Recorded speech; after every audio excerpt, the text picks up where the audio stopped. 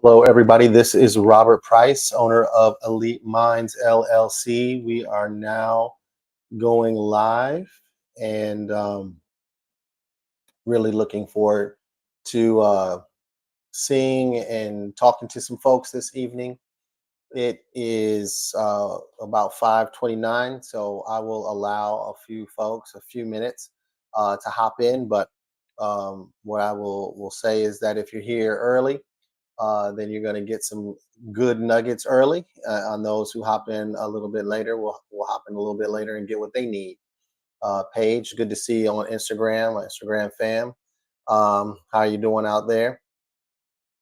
And if you have questions on Instagram or on YouTube, absolutely you can put them there in the chat. If you're on my in my Facebook group again as well, you can put those questions in there.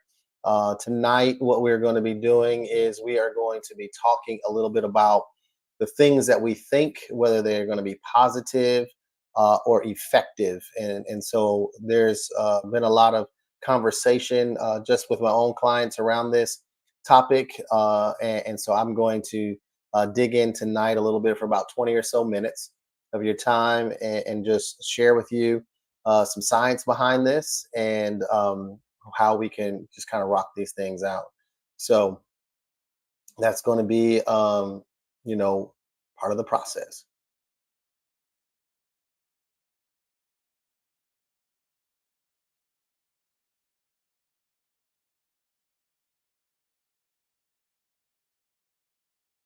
All right. So we got some folks hopping in there on Instagram. I see you guys there. Thanks for coming in. Uh, YouTube, thanks for coming in. Facebook group, thanks for hopping in there. So tonight, I was just going to give myself a tease. Last week, I did this. The volume wasn't working well, but I think this week we got that solved, and we're streaming on 3 different platforms. So hopefully all of that is working and synced up as well. And so let's just kind of begin. We're going to dig in. As I mentioned, what we're going to be talking about this evening really is the importance of how we think, which is what I do, mental game coach.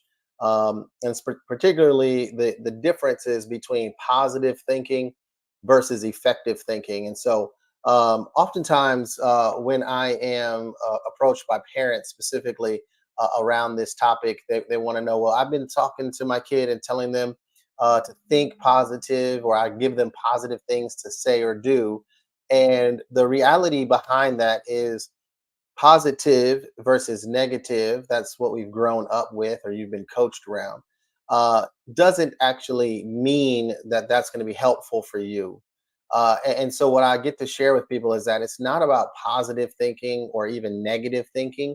It's about effective thinking. And so, is our thinking actually effective for the task at hand?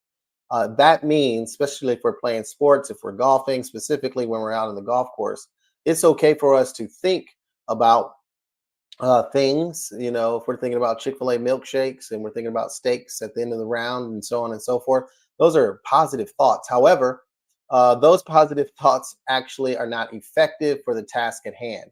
And so oftentimes I share with folks that, we teach this, you hear this constantly, especially in my field, that you should be thinking positively, or that you should have these positive thoughts. But the reality of it is that our thoughts need to be effective.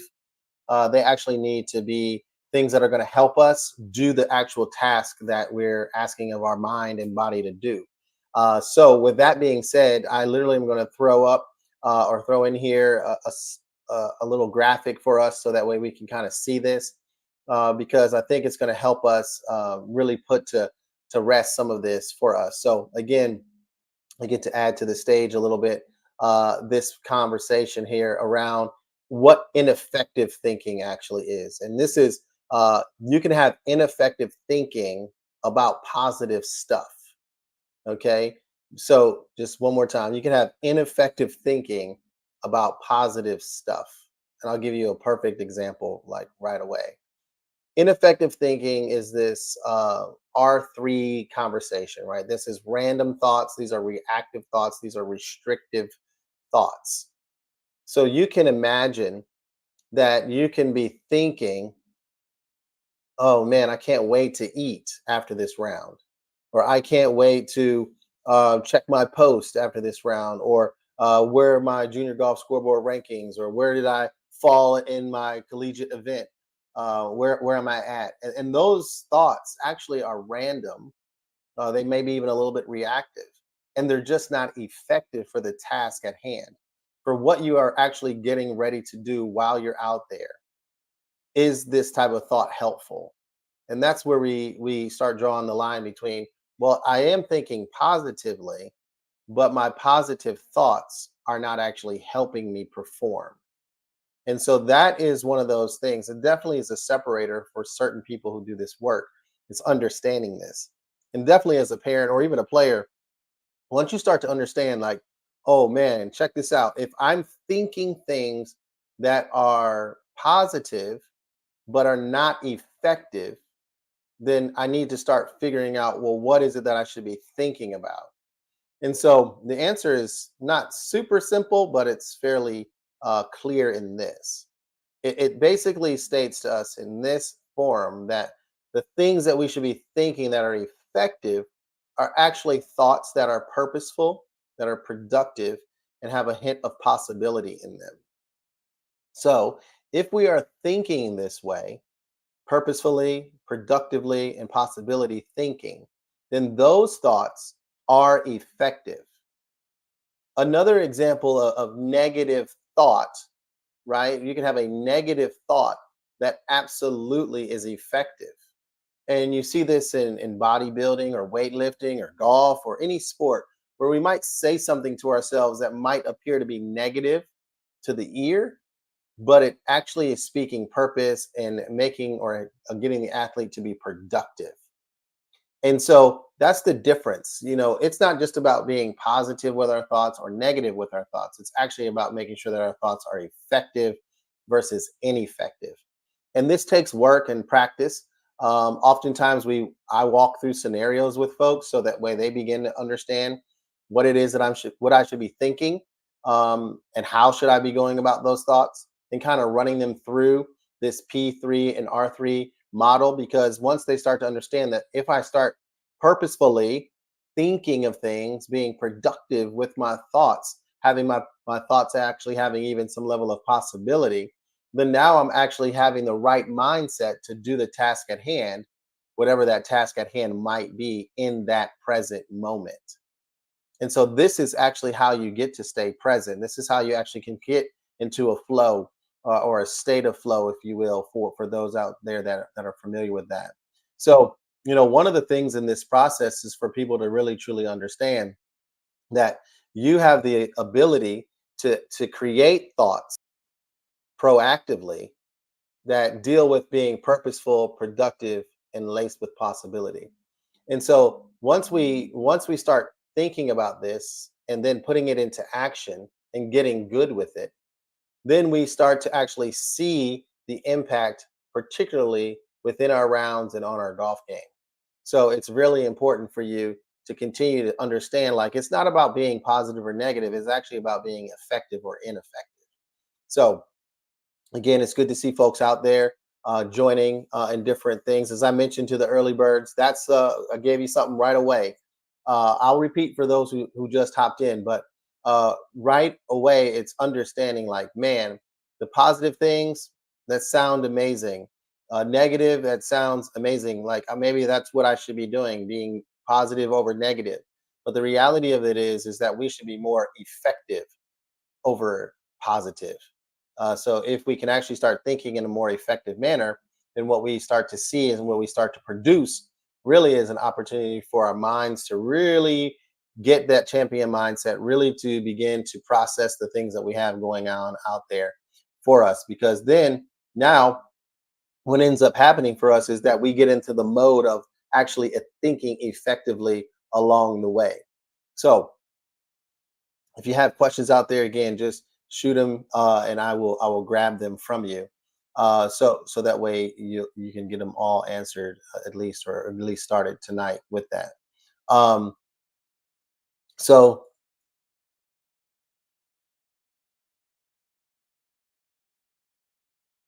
So just one of those things. I really like chatting about these things for us because it really gives us some strategy going forward. So with this being placed in here for us, and what are us understanding this, I'm sure there's probably some questions on the how does this work, and what do we do to get someone to think this way more often than not. And another way we'll talk about maybe the why and the how behind that uh, in a moment. But I really want to just to kind of again give us a process of how do we go about taking this thing that we wonderfully call the brain, and we know that it's super important in what we do. We know that we're going to have thoughts out on the golf course specifically that are not geared toward our success. We already know that. And so, because we know that, we need to recognize that when we start to think in a way that's not going to be helpful for us, that we need to have a process in place to change the way that we think, to change the channel of our thoughts, so that way we can actually begin having the right mindset for who and what we're trying to accomplish. So again, just a brief space here of seeing this. So success and failure, we have thoughts about success and our failures. Oftentimes this is where I would say that we begin to have some of those negative versus positive conversations in our thinking. Our failures are seen as negative, our successes are seen as positive, and we start to have thoughts about those things. And oftentimes, depending on the success or failure, the thoughts that we have are usually negative or positive, whichever way we're addressing this. But what we have to understand and what we need to recognize is that the things that we think are the things that actually drive the way that we feel and what we do. Our consequences, essentially, our emotions and our reactions come from the things that we think. So now that you understand just this wonderful graphic here, but what we start to see is this: if I am thinking effectively, then I'm going to begin having emotions and reactions that match that kind of effective thought. So that way I can start to see my successes and failures for what they really truly are. And I can make sure that the things that I'm thinking actually are effective for the task at hand. So I might hit a ball out of bounds. I might hit a ball under some trees. I might have a three putt or a double bogey, or I might just not hit a crisp iron.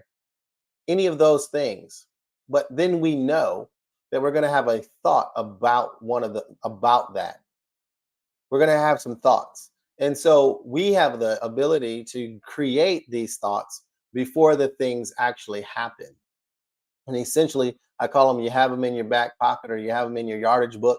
You have them somewhere where you can actually access them quickly.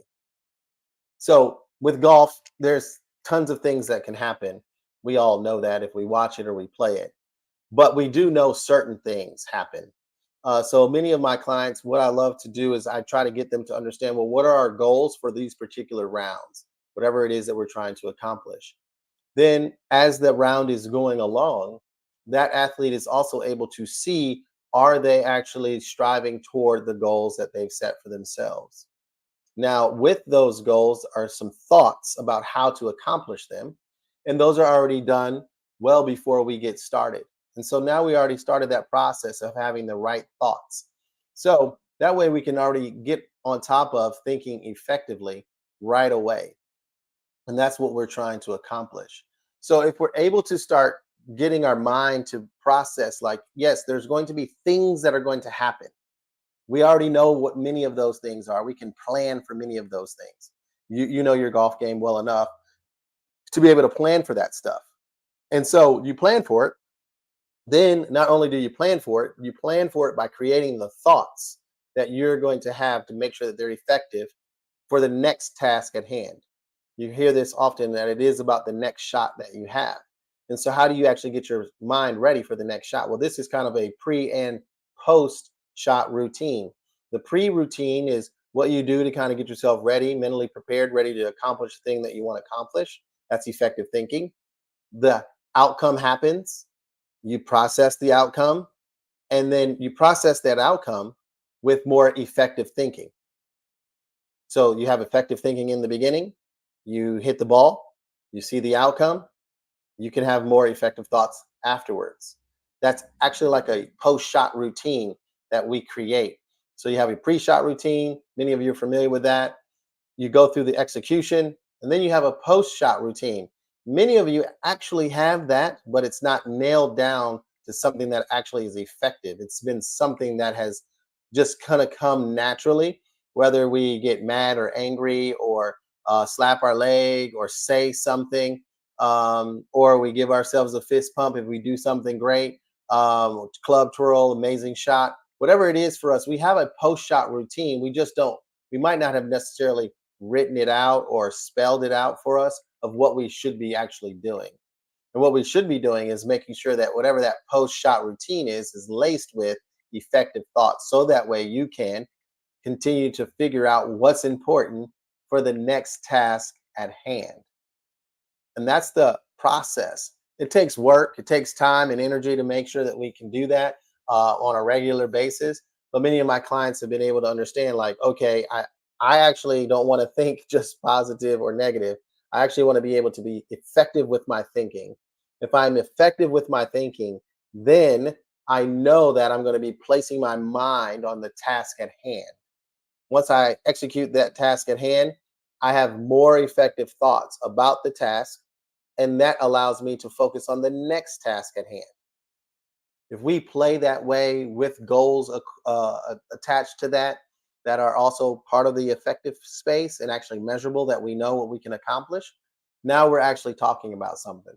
Because you hear this all the time from athletes when they get interviewed after doing something amazing. They always say, well, I was able to control what I was able to control the controllables, is what we talk about. And we say that kind of flippantly oftentimes because that we know that that's what we should say. But it's, what is it that you actually controlled? And what I'm sharing with you tonight is that you can actually control whether or not you are positive or negative. And we know we're going to get rid of those because we're going to actually be able to control whether or not we are effective or ineffective in our thinking. And if we are sticking to that and we start to understand that, that is exactly what we're looking for. All right. Got a couple of questions out there. I got a question from JR, whether or not that you can give an example of redirecting an R3 thought. That is a great question. And so what we do is, and so some people may have hopped in here a little late. So I'm going to hop this in just so that people can see exactly what you're speaking about right in here. So we know that we can have a random thought, a reactive thought, or a restrictive thought. And usually what I share with my athletes is, how do we get rid of these or redirect ourselves? First, it's being aware that these are thoughts, like these are actually things that we're thinking. Once we know that, we're more aware. We have a self-awareness. That's step one. Once we know that we are aware of these things and we talk through what these things might be, then we start asking ourselves, well, what are those interrupters or redirectors for these types of thoughts? So usually this is something physical, meaning tangible or touchable. So an example that I would often give for this is, I would actually ask you, do you have a scorecard or a scorebook holder? And in there actually are words that will redirect you literally back to effective thoughts. And sometimes it's literally just writing, are you thinking effectively? It's right there in your scorecard holder. It's on the scorecard itself. You may have a book that you're using. And so that is a way in which I share with athletes how we can make it tangible or touchable, because we need to put it in a place where we're going to see it often. And because sometimes we get out there and we don't see it often, and we just kind of let the round just continue to go. But if you're able to use your book as an option for you to write some things down, that would be amazing to do. Some of us wear wristbands while we're playing. And so you can use your wristbands as a way to snap back or redirect an R3 thought back to a P3 thought or a more effective thought. And so those are a couple of options that you can actually hop into. Um, so hopefully that was able to answer your question there. So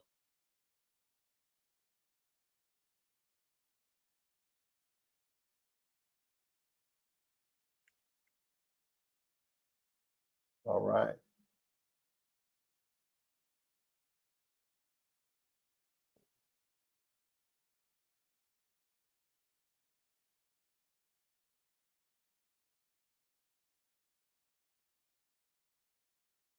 All right. We have another question here as well. I will post it.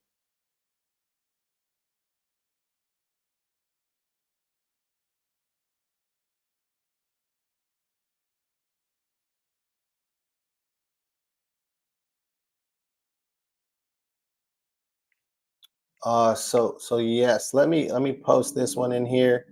Uh, this person asked, can a positive thought be an effective thought? We chatted a little bit about this one, but yes, absolutely, a positive thought can be an effective thought.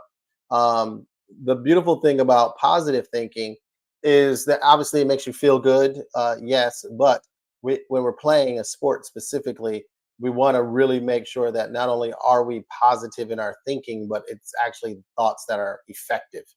And there's moments between balls or between walking between shots and so on and so forth where I call us allowing our brain to be off, where you can be free and think ineffectively or effectively, however you want.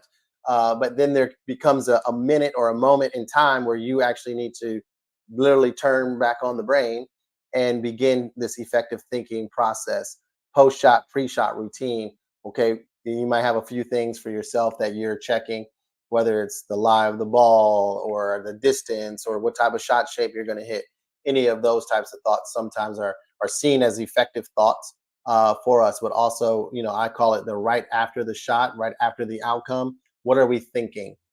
Because we need to be able to have a post-shot routine as well with regards to how we think and the things that we say about what we have actually just saw. And so, again, those are very important things. That's a great question.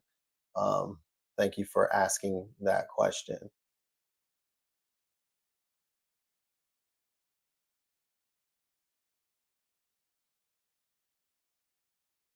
Also,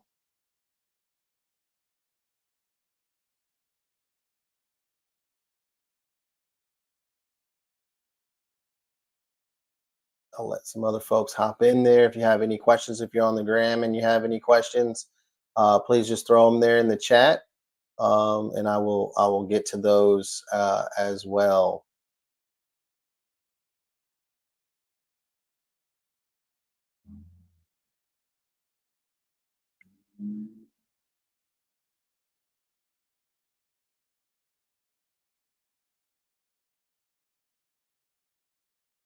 Awesome. All right. I have one question here as well. So,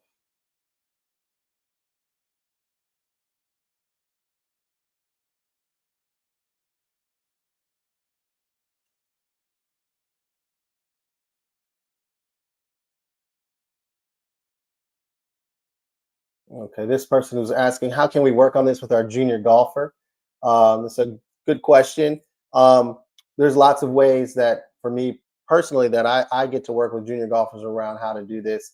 There's a couple of different strategies. One, obviously, would be figuring out, I call it, what they're actually thinking. And oftentimes, or you hear what they're thinking because it comes right out of their mouths often, or I would say that you see how they're thinking because of their body language.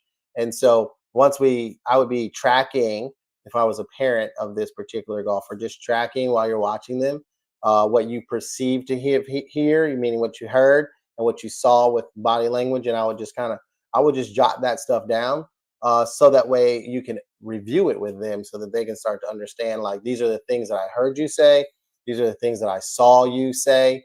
Once you start to have a little bit of a rhythm of that, then you can actually begin changing the things that they're thinking to be a little bit more effective. And sometimes that just comes with the guidance of working with a mental performance coach and being able to kind of walk through that with them. As parents know, I'm a parent of a couple of golfers, and so sometimes hearing it from a different voice helps tremendously with that too. Okay. So we have about 1 or 2 more minutes here. I'll allow for some other questions if you have them out there. Um,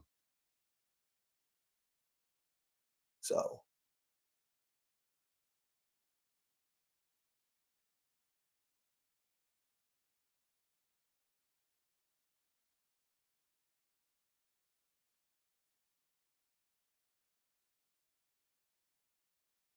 awesome.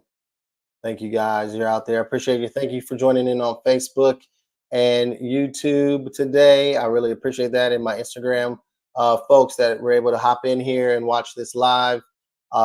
Thanks for your comments and your questions. I do appreciate that. You can always, for the near future, just so that you guys are tracking with where I am and what I am doing.